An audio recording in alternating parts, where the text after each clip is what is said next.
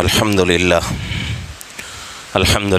نحمده ونستعينه ونستغفره ونؤمن به ونتوكل عليه ونعوذ بالله من شرور أنفسنا ومن سيئات أعمالنا من يهده الله فلا مضل له ومن يضلله فلا هادي له ونشهد أن لا إله إلا الله وحده لا شريك له ونشهد أن سيدنا وسندنا وحبيبنا ونبينا ومولانا محمدا عبده ورسوله وصلى الله تعالى على خير خلقه محمد وعلى آله وأصحابه أجمعين أما بعد فقد قال الله تبارك وتعالى في القرآن المجيد والفرقان الحميد فأعوذ بالله من الشيطان الرجيم بسم الله الرحمن الرحيم ألهاكم التكاثر حتى زرتم المقابر كلا سوف تعلمون ثم كلا سوف تعلمون كلا لو تعلمون علم اليقين لترون الجحيم ثم لترونها عين اليقين ثم لتسألن يومئذ عن النعيم صدق الله العظيم وصدق رسوله النبي الكريم ونحن على ذلك لمن الشاهدين والشاكرين والحمد للہ رب العالمین۔ محترم معزز بزرگ اور عزیز دوستو، خطبے کے دوران جو سورت میں نے تلاوت کی ہے یہ 30ویں پارے کی سورت مبارکہ ہے۔ سورت کا نام ہے سورۃ تکاثر، اور ہم میں سے بہت سارے لوگوں کو یہ سورت یاد بھی ہوگی، نمازوں میں پڑھتے بھی ہوں گے، اور اکثر مغرب کی نماز میں اس سورت کی امام صاحب تلاوت کرتے ہیں، اس لیے کہ نمازیں دو طرح کی ہیں، ایک جہری نمازیں اور ایک سری نمازیں۔ ان پانچوں نمازوں کو دو حصوں میں تقسیم کر دیا گیا، اور دونوں طرح کی نمازوں میں جو صورتیں پڑھنا ہے اس کو بھی متعین کر دیا گیا سنت کے اعتبار سے کہ فلانی نماز میں فلانی صورت پڑھنا ہے، یہ سنت ہے۔ تو اسی طریقے سے مغرب کی نماز میں سورہ بینہ سے لے کر سورہ ناس یعنی کہ 30ویں پارے کے آخر کی جو چھوٹی چھوٹی صورتیں ہیں ان صورتوں کو مغرب کی نماز کے لیے متعین کیا گیا ہے، اس کو سنت قرار دیا گیا ہے۔ تو ان صورتوں میں سے ایک صورت سورۃ تکاثر ہے، جس کی میں نے خطبے کے دوران تلاوت کی ہے۔ یہ سورۃ مبارکہ پڑھنے کے اعتبار سے بہت چھوٹی ہے، سننے کے اعتبار سے بہت مختصر ہے، لیکن معنی اور مطالب میں بہت ہی بڑی صورت ہے۔ اس صورت میں اللہ رب العزت نے انسانوں کی ایک بیماری کا تذکرہ کیا ہے۔ بیماری کا مطلب بدنی بیماری نہیں، جیسا کہ بخار ہے، سردی ہے، زکام ہے، کھانسی ہے، یہ بیماریاں نہیں، بلکہ دل کی بیماریاں۔ تو اس سورۃ مبارکہ میں دل کی بیماریوں میں سے ایک بیماری کا تذکرہ کیا ہے، اور وہ بیماری آج بہت ہی زیادہ بڑھتی جا رہی ہے، اور ہر آدمی کے اندر وہ بیماری نظر آتی ہے۔ انسان جتنے بھی دن زندگی گزار لے، ایک نہ ایک دن انسان دنیا کو چھوڑنا ہے۔ دنیا کے جتنے بھی مذاہب ہیں، ہر مذہب والا اس بات کا یقین کرتا ہے کہ بھئی جو بھی جاندار دنیا میں پیدا ہوتی ہے اس کو مرنا ضرور ہے، ایک نہ ایک دن اس کو موت ضرور آئے گی۔ دوسری چیزوں میں اختلاف ہے، اللہ کے ذات کے تعلق سے اختلاف ہے، نبیوں کے تعلق سے اختلاف ہے، عبادتوں میں اختلاف ہے اور موت کے بعد کی زندگی پر اختلاف ہے، لیکن موت ایک ایسی چیز ہے جس میں دنیا کے کسی مذہب کا کوئی اختلاف نہیں۔ ہر مذہب یہی کہتا ہے کہ بھئی ایک نہ ایک دن انسان کو دنیا چھوڑنا ہے۔ ہر مذہب کا انسان یہ سمجھتا ہے، یہ یقین کرتا ہے کہ بھئی ہر کسی نہ کسی ایک دن اس دنیا کو چھوڑنا پڑے گا، موت آ کر رہے گی۔ تو دنیا کے اندر انسان دنیاوی اعتبار سے کتنی بھی ترقی کر لے، دنیاوی اعتبار سے کتنا بھی مال و متاع جمع کر لے، ہر چیز کو چھوڑ کے جانا پڑے گا۔ ایسا نہیں ہو سکتا، اور یہ دنیا کا وصول بھی نہیں ہے، اللہ کی سنت بھی نہیں ہے کہ اللہ رب العزت مالداروں کو یہ کہہ دیں کہ بھئی تمہارے پاس جو مال ہے اس کو میرے پاس لے کر آؤ۔ اللہ نے کسی کو اختیار نہیں دیا۔ جو بھی انسان دنیا سے جاتا ہے تو خالی ہاتھ جاتا ہے، اپنے ساتھ لے کر کوئی چیز لے کر نہیں جاتا۔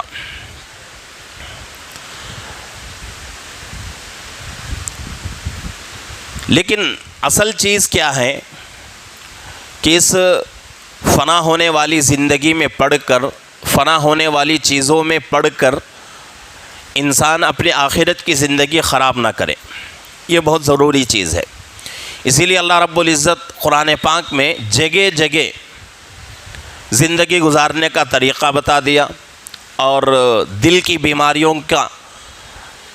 کی بیماریوں سے آگاہ کر دیا کہ بھئی یہ بیماریاں بہت ہی بری بیماریاں ہیں، بہت ہی بری چیزیں ہیں، اس کو کیا کرو، اپنی زندگی سے پاک کرو۔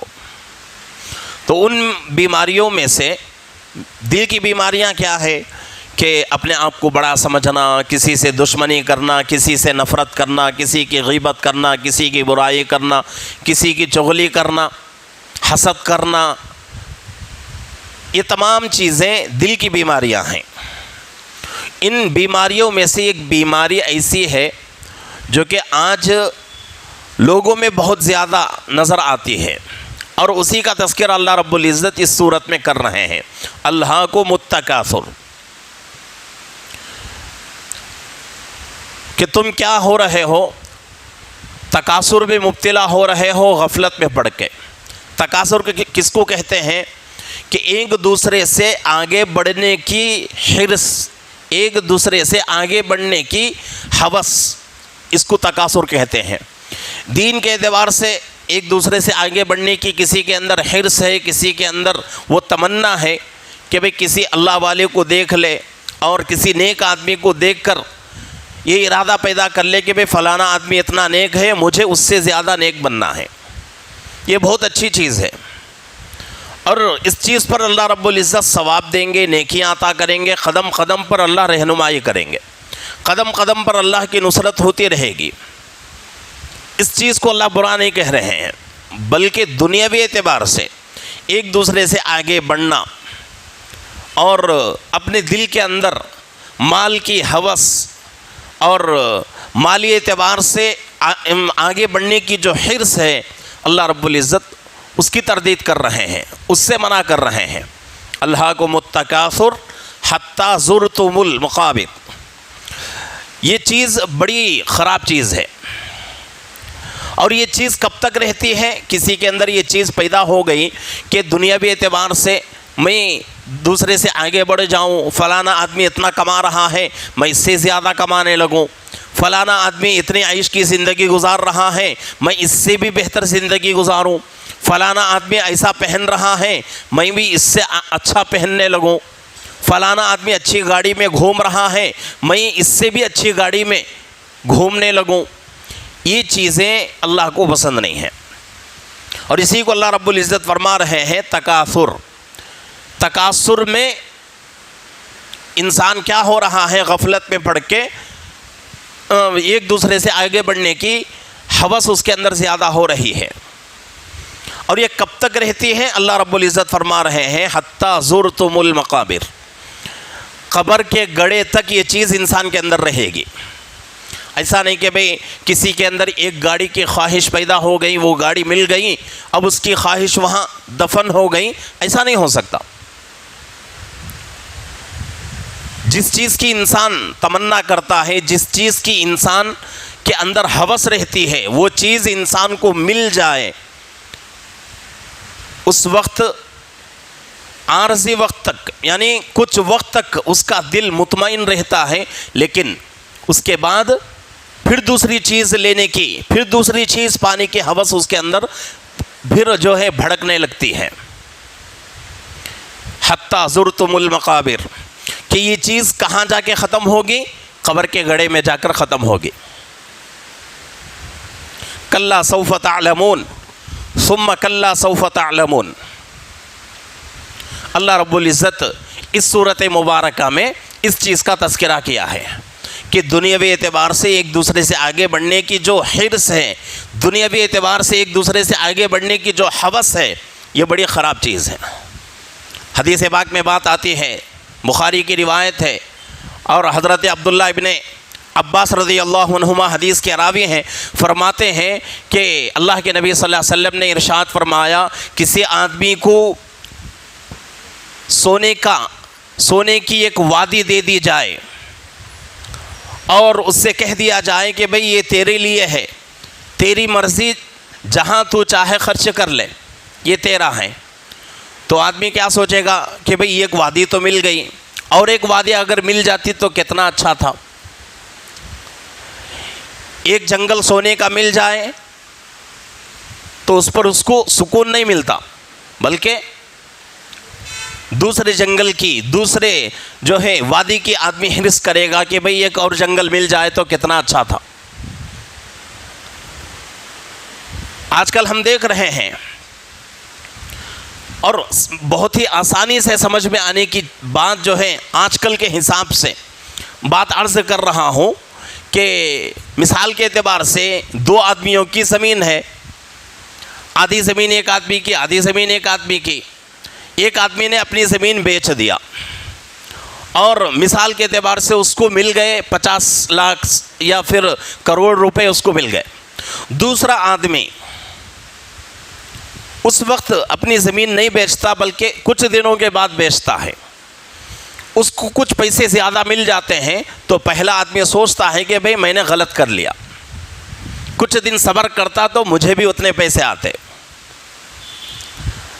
تو یہ چیز، اس کو اللہ رب العزت منع کر رہے ہیں کہ بھئی یہ دنیاوی اعتبار سے، مال کے اعتبار سے ایک دوسرے سے آگے بڑھنے کی جو حرص ہے، ایک دوسرے سے آگے بڑھنے کی جو ہوس ہے، یہ بڑی خطرناک چیز ہے، اس سے بچو۔ کلا سوف تعلمون ثم کلا سوف تعلمون کلا لو تعلمون علم الیقین لترون الجحیم ثم لترونها عین الیقین ثم لتسألن یومئذ عن النعیم۔ اس میں اللہ رب العزت بہت ہی اچھی طریقے سے بندوں کو سمجھا رہے ہیں کہ وہ اس بیماری سے اپنے دل کو، اپنی زندگی کو پاک کرو۔ اگر انسان اس بیماری میں مبتلا ہو گیا تو پھر اس سے نکلنا بہت مشکل۔ کچھ چیزیں ایسی ہیں جو کہ چاہے وہ بدن کے اعتبار سے ہو، چاہے وہ دین کے اعتبار سے ہو، چاہے دنیا کے اعتبار سے ہو، کوئی بھی کسی بھی اعتبار سے ہو، کچھ چیزیں ایسی ہوتی ہیں کہ شروع میں ہی اس کو اس کا دروازہ، اس کا منہ بند کرنا پڑے گا۔ اگر اس کا دروازہ اور اس کا منہ بند نہیں کیا گیا تو وہ چیز آگے بڑھتی ہی رہے گی۔ تو ان چیزوں میں سے ایک چیز یہ بھی ہے کہ مال میں ایک دوسرے سے آگے بڑھنا۔ ہاں، مال میں ایک دوسرے سے آگے بڑھنے پر بھی اللہ ثواب دیں گے، کب؟ جبکہ نیت اچھی ہو۔ جیسا کہ حضرت عثمان غنی رضی اللہ عنہ، بہت بڑے مالدار صحابی، حضرت عبد الرحمن بن عوف رضی اللہ عنہ، بہت بڑے مالدار صحابی، مدینے کے بڑے تاجروں میں، بڑے مالداروں میں ان کا شمار ہوتا تھا۔ لیکن ان صحابہ کی نیت کیا تھی؟ کمانے کی نیت یہ تھی کہ بھئی اگر ہمارے پاس پیسہ ہو، جہاں بھی مالی اور پیسوں کے اعتبار سے جس عبادت کو پورا کرنے کا موقع ملے گا تو ہم آرام سے پورا کریں گے۔ کسی مجبور کی مدد کرنا پڑے تو ہمارے پاس پیسہ ہے تو ہم آرام سے مدد کر دیں گے۔ کسی یتیم کی مدد کرنا پڑے، ہمارے پاس پیسہ ہے ہم مدد کریں گے، اگر ہمارے پاس پیسہ نہ ہو اس وقت اگر ہم کسی یتیم کی مدد کرنا چاہیں، کسی جو ہے مجبور کی مدد کرنا چاہیں، کسی غریب کی مدد کرنا چاہیں، کسی بیوہ کی مسکین کی مدد کرنا چاہیں مالی اعتبار سے، تو ہم مدد نہیں کر سکتے۔ تو ان حضرات صحابہ کرام رضی اللہ عنہم اجمعین کی نیت یہ تھی کہ بھئی مال کمائیں ہم، لیکن نیت کیا؟ مجبور جو لوگ ہیں، غریب جو لوگ ہیں، یتیم ہیں، مسکین ہیں، بیوہ ہیں، ان کی ہم مدد کرتے رہیں۔ اس نیت سے وہ لوگ مال کماتے تھے۔ اور اگر آج بھی کوئی اس نیت سے مال کمائے کہ بھئی اگر میرے پاس مال آ گیا تو مالی عبادتوں میں میرا حصہ لگ جائے گا، مالی عبادتوں کو آرام سے پورا کر سکوں گا، لوگوں کی مدد کر سکوں گا، اس نیت سے کوئی آدمی آج مال کماتا ہے تو ایک ایک پیسے پر اللہ ثواب دیں گے، ایک ایک روپیہ نہیں بلکہ ایک ایک پیسے پر اللہ ثواب دیں گے، اور کتنا دیں گے اس کا کوئی حساب نہیں، بے حساب اللہ ثواب دیں گے۔ کیوں؟ نیت اچھی ہے۔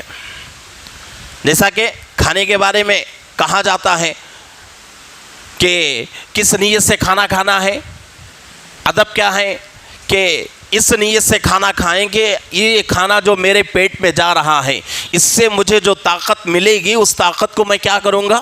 اللہ کی عبادتوں میں خرچ کروں گا، اللہ کی عبادتوں میں صرف کروں گا۔ اس نیت سے اگر کوئی بندہ کھانا کھاتا ہے تو اس کا کھانا عبادت، اس کا پینا عبادت۔ تو صرف نیت کا فرق ہوتا ہے۔ نیت اگر اچھی ہے، مال آدمی کروڑوں پہ کروڑوں کما رہا ہے تو ہر پیسے پر اللہ ثواب دیتے جائیں گے۔ نیت اچھی نہیں ہے، محنت آدمی بہت کر رہا ہے، کما رہا ہے کتنا، مہینے کے 10,000 20,000، اس پر بھی اللہ ثواب نہیں دیتے۔ تو اس لیے ضروری ہے کہ اس مال کی ہوس میں ہم لوگوں کو مبتلا نہیں ہونا، اور یہ بڑی خراب چیز ہے۔ اور حدیث پاک میں فرمایا گیا کہ یہ چیز اگر کسی کے اندر ایک مرتبہ پیدا ہو گئی، مالی اعتبار سے ایک دوسرے سے آگے بڑھنے کی حرص کسی کے اندر پیدا ہو گئی تو وہ چیز اور وہ عادت مرنے تک نہیں جاتی۔ قبر کی مٹی ہی اس عادت کو دفن کر سکتی ہے، قبر کی مٹی ہی اس خصلت کو ختم کر سکتی ہے۔ اس کے علاوہ دنیا کی کسی طاقت میں، کسی ذات میں وہ طاقت نہیں ہے کہ فلاں آدمی کے اندر سے وہ عادت ختم کر دے۔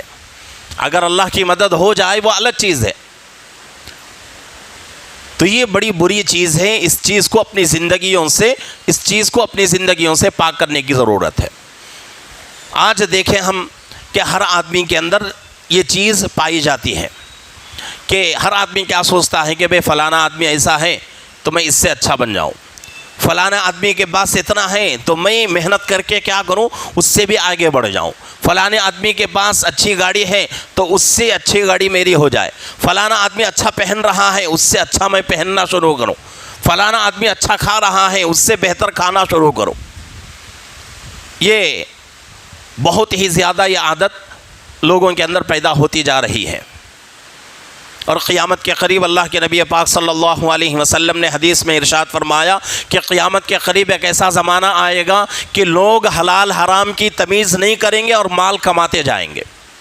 اور یہاں تک فرمایا کہ ایک زمانہ ایسا آئے گا کہ اس زمانے میں لوگ عمروں پہ عمرے کریں گے، حج پہ حج کرتے رہیں گے، لیکن عمرہ کرنے پر، حج کرنے پر اللہ ایک نیکی نہیں دیں گے۔ عمرہ اور حج کرنے کی جو فضیلت ہے وہ بہت اونچی ہے، اس پر ملنے والا اجر، اس پر ملنے والا ثواب بہت اونچا ہے۔ ثواب عظیم کہا گیا، اونچا ثواب، اجر عظیم کا وعدہ کیا گیا کہ اگر کوئی بندہ نیک دلی کے ساتھ عمرہ کرتا ہے اور عمرہ کر کے واپس آتا ہے، حج کرتا ہے یا حج کر کے واپس آتا ہے، تو اللہ رب العزت کیسے اس کو گھر واپس لوٹاتے ہیں؟ گناہوں سے بالکل پاک صاف کر کے۔ کیسے پاک صاف کریں گے؟ حدیث میں فرمایا گیا جس دن اس آدمی نے ماں کے پیٹ سے دنیا میں جنم لیا تھا اس وقت جتنا پاک تھا گناہوں سے اتنا پاک کر کے اللہ اپنے گھر سے اس کے گھر کو لوٹائیں گے۔ لیکن یہاں اللہ کے نبی فرما رہے ہیں کہ قیامت کے قریب ایک ایسا زمانہ آئے گا کہ لوگ کیا کریں گے؟ حج پہ حج کریں گے، عمرے پہ عمرے کریں گے، لیکن اللہ کی طرف سے ایک نیکی بھی نہیں ملے گی۔ کیوں؟ اس وجہ سے لوگ حج کریں گے، اس وجہ سے لوگ عمرے پہ عمرے کریں گے کہ اللہ کی طرف سے، اللہ کے نبی کی طرف سے فرمایا گیا کہ جو بندہ حج پہ حج، پیدر پہ حج کرتا ہے، پیدر پہ عمرے کرتا رہتا ہے، اللہ اس کے مال میں برکت دیں گے۔ تو اس برکت کو لینے کے لیے لوگ کیا کریں گے؟ اپنے مال کو بڑھانے کے لیے عمرہ کریں گے، حج کریں گے۔ تو اگر اس نیت سے عبادت اگر ہم کریں، وہ عبادت کتنی بھی بڑی کیوں نہ ہو، اللہ کی طرف سے کچھ بھی ثواب نہیں ملے گا۔ تو اس لیے اپنی نیت کو درست کرنے کی ضرورت ہے۔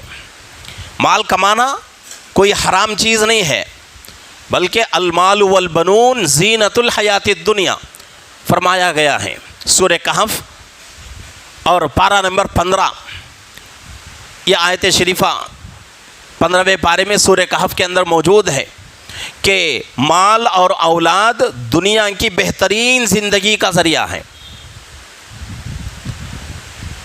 لیکن شرط کیا ہے کہ نیک دلی کے ساتھ مال کمائیں، اور اس نیت سے کمائیں کہ بھئی اگر اللہ نے مجھے مال دیا تو اس مال سے میں کیا کروں گا؟